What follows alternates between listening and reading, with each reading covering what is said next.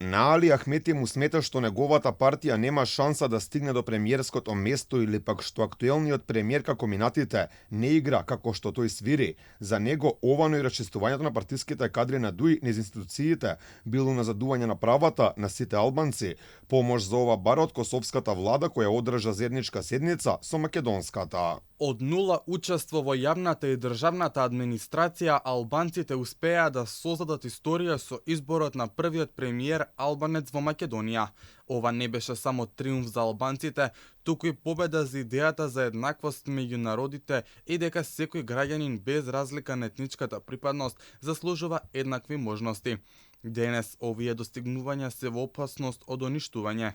Ахмети кажа дека побарал помош од косовскиот премиер Албин Курти, односно директно да разговара со Христијан Мицкоски за овие проблеми. Испратив повик, апел до владата на Косово да ја пренесе загриженоста на албанците од Македонија до премиерот на Македонија и упатив апел до сите политички партии во Косово да ја разгледаат загриженоста на албанците од Македонија за обидите за промена на законот за јазиците, промена на договорот, суштината на Охридскиот мировен договор, да не бидеме рамнодушни, бидејќи нашите историски заложби беа заеднички во однос на обезбедувањето на слободата, изградбата на државата Косово и во однос на политичко-правниот статус на албанците во Македонија.